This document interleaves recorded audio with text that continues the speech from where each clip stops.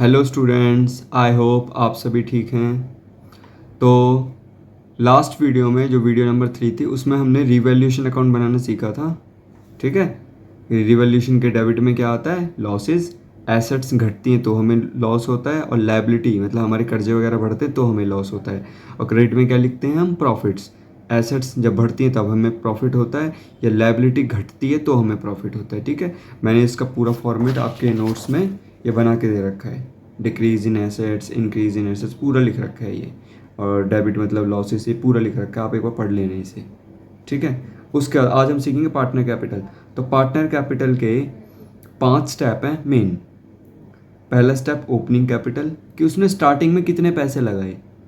फिर उसके बाद उसे रिजर्व एंड लॉसेस डिस्ट्रीब्यूट करना, बांटना, कि उसे और कितने प्रॉफिट्स मिल रहे हैं, मतलब पहले उसने कितने पैसे बिजनेस में लगाए, उसे और कितने पैसे मिल रहे हैं या क्या लॉस उसका हो रहा है। फिर हमने जो रिवैल्यूएशन बनाया था उसका प्रॉफिट या लॉस क्या आया, उसे ट्रांसफ़र करना। 3 स्टेप करेंगे, फिर मैं आपको चौथा और पांचवा बताता हूँ। अब बात आती है, बच्चे कहेंगे कि सर ये रिजर्व और लॉस जो आप बता रहे हो बांटने के लिए है क्या?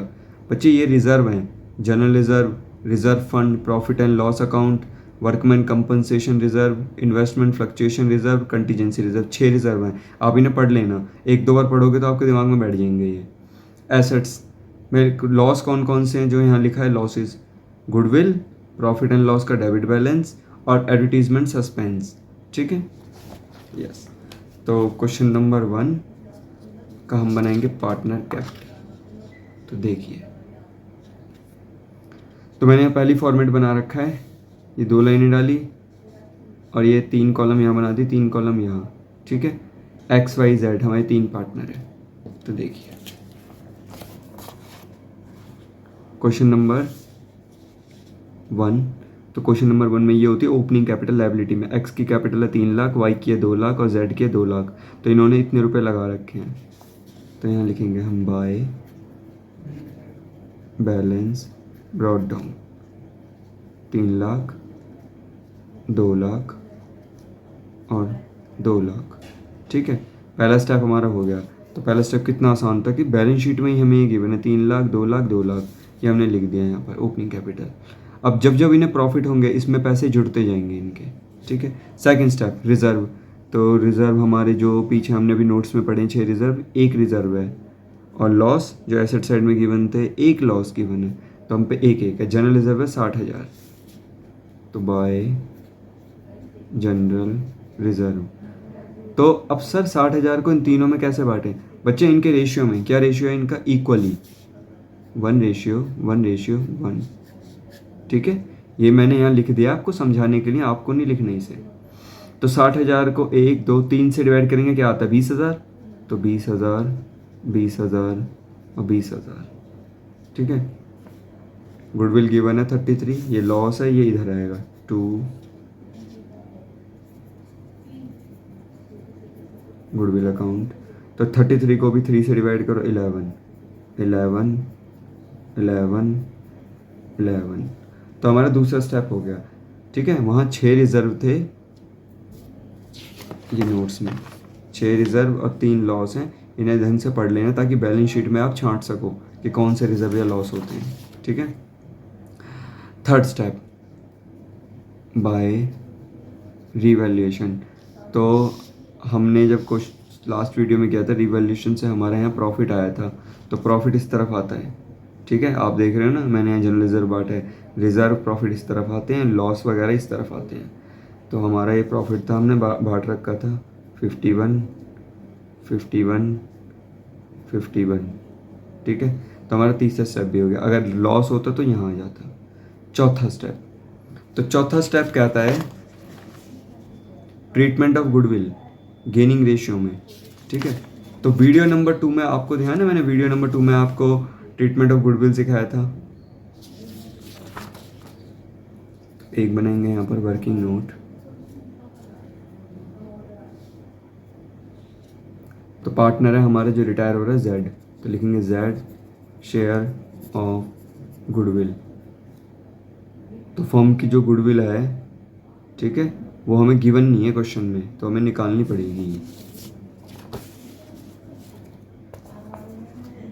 Goodwill is valued at 1 year purchase. 1 year purchase का मतलब है 1 से मल्टीप्लाई करना है ऑफ द एवरेज प्रॉफिट। किसको? एवरेज प्रॉफिट को। एवरेज कितने साल का निकालना है? 3 साल का।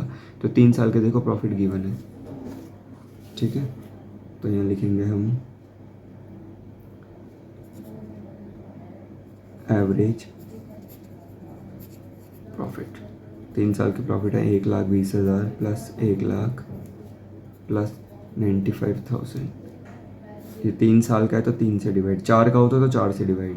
तो ये आगे 3,15,000 डिवाइड बाई 3, 1,05,000। ये तो है एवरेज। और गुडविल के लिए क्या बोला उसने? वो कह रहा है गुडविल 1 ईयर परचेज है एवरेज प्रॉफिट की। तो ये है एवरेज प्रॉफिट, और 1 ईयर परचेज का मतलब 1 से मल्टीप्लाई करना है। तो ये आ गई हमारी गुडविल, ठीक है। अब जेड का शेयर, 1,05,000 की गुडविल में जेड, तीनों इक्वल पार्टनर है तो जेड का शेयर है 1/3। तो ये आ जाएगी 35,000, ठीक है। उसके बाद इसे किस में बांटते हैं? वीडियो नंबर 2 में आपने सीखा था गेनिंग रेशियो में, ठीक है। तो तीनों का रेशियो क्या है? 1:1:1। जेड का 1 हट गया तो बच गया 1:1, ठीक है। ये हो गया गेनिंग। तो इसका मतलब इसे किस में बांटना है? 1:1 में।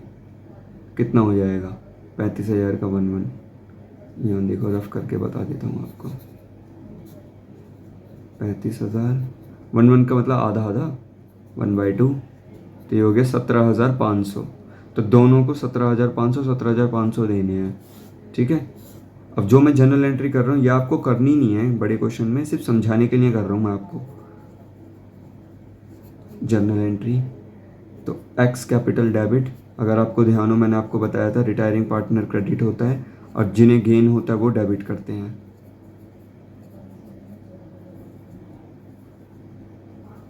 टू जेड कैपिटल,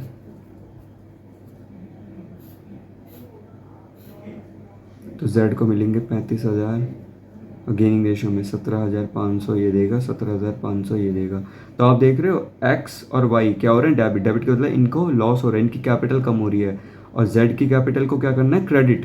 तो अब देखिए एक्स और वाई की कैपिटल डेबिट और जेड की कैपिटल क्रेडिट।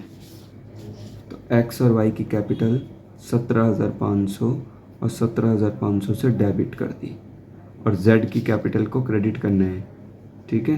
तो 17,500 एक्स देगा, 17,500 वाई देगा। तो ये हमने कर दिया क्रेडिट और ये दोनों कर दिए डेबिट। अब ये क्रेडिट, सॉरी पहले ये बता देता हूँ, अब ये डेबिट कैसे हो रहे हैं? नाम क्या लिखना है यहाँ कि सर आपने अमाउंट तो बता दिया कि 17,500 से ये डेबिट हुए थे एंट्री में, ये रहे दोनों डेबिट हुए थे। तो ठीक है, ये आपने सर अमाउंट तो बता दिया, यहाँ लिखना क्या है? टू जेड्स कैपिटल, कि जेड की वजह से ये डेबिट हो रहे हैं। और यहाँ क्या लिखना है सर? यहाँ लिखना है बाय एक्स कैपिटल, कि एक्स ने इसे 17.5 दिए हैं, बाय वाइस कैपिटल, और वाई ने 17.5 दिए, तो इसे 35,000 मिल गए और जेड ने इनके अकाउंट से 35,000 निकाल लिए। तो इस टाइप से होती है ये एंट्री। दोनों डेबिट है, ये देखो डेबिट कर दिया हमने इसे, ये डेबिट साइड होती है, ठीक है। नाम किसका आएगा? जेड का। जेड क्या है? क्रेडिट। तो जेड को हमने 17.5 से क्रेडिट किया, एक्स ने दिए और वाई ने दिए, तो एक्स और वाई के नाम से ये क्रेडिट होगा और जेड के नाम से ये दोनों डेबिट होंगे। तो जो पढ़ने रिटायर होता है उसका नाम इधर, जो बच गए उनका नाम इधर। तो चौथा स्टेप खत्म हमारा। पहला स्टेप ओपनिंग कैपिटल जो बैलेंस शीट में गिवन थी। रिजर्व मैंने आपको बताया 6 रिजर्व हैं और 3 लॉस हैं, वो आपको छांटने पड़ेंगे। रिजर्व इस तरफ आते हैं और लॉस इस तरफ। कैसे बांटते हैं? जो भी रेशियो इनकी होती है उस रेशियो में बांटते हैं। रिवैल्यूएशन का प्रॉफिट है तो यहाँ आ जाएगा, लॉस है तो यहाँ आ जाएगा। फिर गुडविल, गुडविल के लिए देखो दोनों तरफ एंट्री होती है, इस तरफ भी लिखते हैं और एक ये इस तरफ, दोनों तरफ। यहाँ पर उन पार्टनर्स का नाम जिन्हें गेन हुआ है, यहाँ पर जो पार्टनर रिटायर हो गया है, जिसकी डेथ हो गई है उसका नाम। Final step to balance CD, closing capital. ये होती है ओपनिंग कैपिटल, ये क्लोजिंग। तो पहले टोटल लगाओ तभी तो निकलेगी क्लोजिंग कैपिटल। ये हो गया टोटल 371, ये टोटल हो गया 271, ये टोटल हो गया 3,06,000। 371 में से इन्हें लेस आप करोगे तो आ जाएगा 342,500। इस 271 में से इसे लेस करोगे आएगा 242,500। यहाँ इसकी नहीं निकालनी। क्यों सर इसकी क्यों नहीं निकालनी? बच्चे जो Z है ना, ये रिटायर हो गया है तो बैलेंस शीट का मतलब क्लोजिंग कैपिटल, कि आपके साल के अंत में कितने पैसे बिजनेस में लगे हुए, ये रिटायर हो गए तो ये क्यों लगा के रखेगा बिजनेस में। तो सर फिर इसके लिए क्या निकालना है, जेड्स लोन। तो 3,06,000 में से इसे माइनस करेंगे 2,95,000। तो जैसे हमने माइनस करके इनके आंसर निकाले ऐसे इसका आंसर निकाला। फ़र्क क्या है, जो रिटायर होता है उसका हम बैलेंस शीट में नहीं लिखते, उसके लिए लोन का अमाउंट लिखते हैं। ठीक है, तो ये हमारा कंप्लीट हो गया है पहला स्टेप। और देखो पेपर में आप ना रिवैल्यूएशन अकाउंट बनाना, पूरा फॉर्मेट बनाना, जितना आपको जो भी आपको आइटम समझ में आता है उसे भरना, ना समझ में आए छोड़ देना, स्टेप मार्किंग मिलती है। फिर इसको बनाना, इसमें भी ओपनिंग कैपिटल, रिजर्व, रिवैल्यूएशन, जो भी आपको समझ में आए उस एंट्री को लिखना, अमाउंट को लिखना, जितना समझ में भरना। 6 नंबर का क्वेश्चन आता है दोनों को मिलाकर। ठीक है,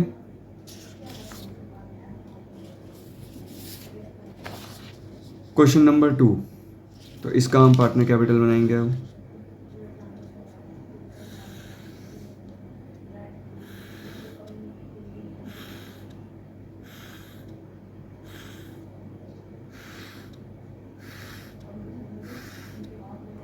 A B C, A B C, सबसे पहला स्टेप वही, बाय बैलेंस बी डी। ठीक है, तो अब देखते हैं क्वेश्चन 2 में बैलेंस बी डी है क्या। तो क्वेश्चन 2 में है 2 लाख, 1.5 लाख, 1.5 लाख, ये इनकी कैपिटल 2 लाख, 1.5 लाख और 1.5 लाख। फिर सर सेकंड स्टेप होता है रिजर्व और लॉस। ठीक है, रिजर्व और लॉस बांटते हैं। जनरल रिजर्व है 1, वर्कमैन कंपनसेशन 2, इन्वेस्टमेंट फ्लक्चुएशन 3, और लॉस में हमारे पास है एक गुडविल। ठीक है बच्चे, जो आपको ये लिखवा रखे हैं इन्हें आप ज़रूर पढ़ लेना, वरना समझ नहीं आएगा उनमें से कौन से रिजर्व है कौन से लॉस है, ये पढ़ लेना इन्हें अच्छे से। ठीक है, तो देखिए, तो जनरल रिजर्व हमारे पास गिवन है 25, तो यहाँ लिखेंगे जनरल रिजर्व।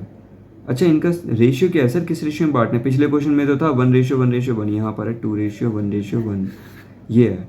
तो 2 और 1 3 और 1 4, 4 से डिवाइड करना है 25,000 को। तो 25,000 को 4 से डिवाइड करते हैं, आता है 6,250। 1 से मल्टीप्लाई करूँगा तो 6,250, 1 से मल्टीप्लाई करूँगा तो 6,250, और 2 से मल्टीप्लाई करूँगा तो 12,500। सर अगला रिजर्व है वर्कमैन कंपनसेशन। वर्कमैन कंपनसेशन आपको गिवन है 20,000 रुपये। तो अगर आपको ध्यान हो, ये गिवन है 20,000, आपको ध्यान है जब भी वर्कमैन कंपनसेशन गिवन हो उसका क्लेम ढूंढ लेना।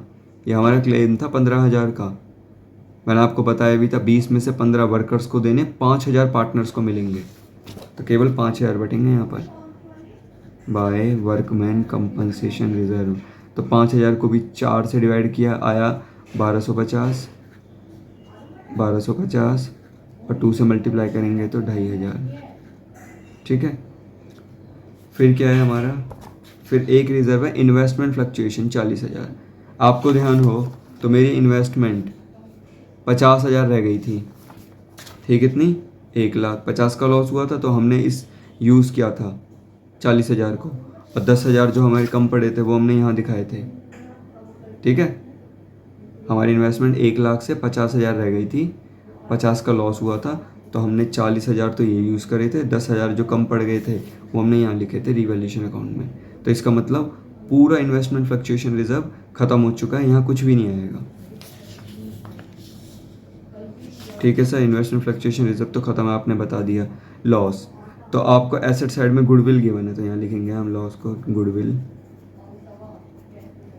गुडविल हमें गिवन है 20,000, सेम 2 1 1 में बांटेंगे, 4 से डिवाइड किया आता है 5,000, 5,000 इंटू में 1 5,000, इंटू में 1 5,000, इंटू में 2 10,000।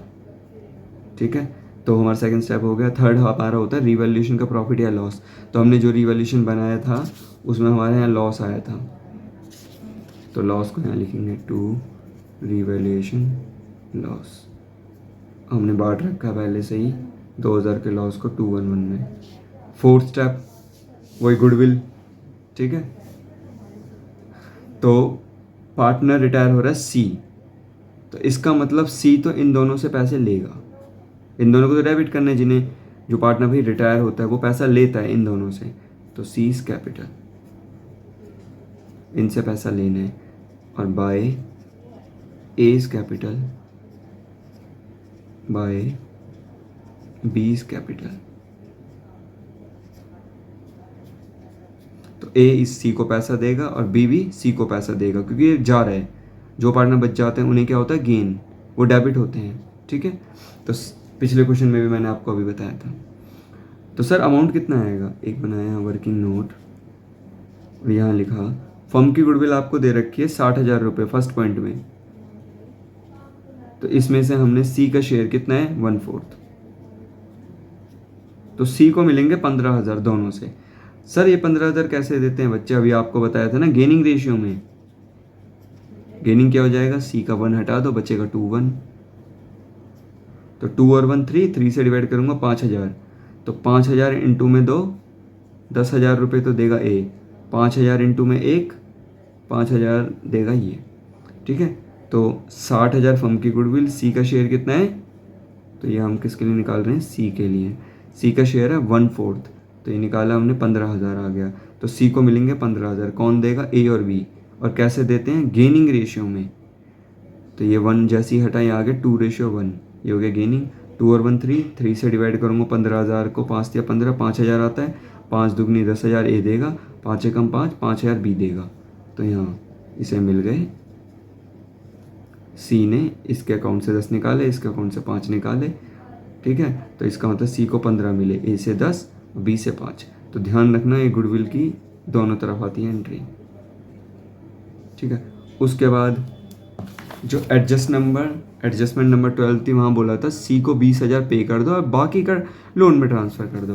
तो अभी आपने क्वेश्चन नंबर 1 में सीखा था ना कि हमने एक्स वाई के लिए निकाला बैलेंस शीट, जेड के लिए लोन निकाला था, सेम। तो पहले तो हम सी को पे कर देते हैं। एडजस्टमेंट करिए 20,000 पे कर दो, ठीक है, 20 पे कर दिए, बाकी का सी का लोन में और ए और बी के लिए बैलेंस सी डी। ठीक है, इसका टोटल आ गया 2,15,000, इसका टोटल आ गया 1,57,500, इसका टोटल आ गया हमारा 1,72,500। तो 2,15,000 में से इसे लेस किया तो ये हमारा आ गया 1,94,000, ये हो गया 215। 157,500 में से इसे लेस किया, ये आ गया 147 टोटल। ठीक है, ऐसे 1,72,500 में से इसे लेस किया तो ये भी आ गया 147। ठीक है,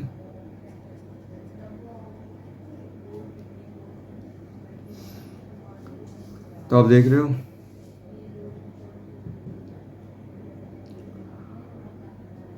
तो सी का तो लोन निकाला है और एक एंट्री एक्स्ट्रा आई है। कोई भी पार्टनर को अगर हम कैश पे करते हैं या कोई पार्टनर एसेट लेता है, जैसे मान लो अगर बोला होता कि भाई इसने फर्नीचर ले लिया है, हम लिखते थे 2 फर्नीचर सी के कॉलम में, तो कोई पार्टनर अगर एसेट ले तो वो भी यहीं पर आती है डेबिट में।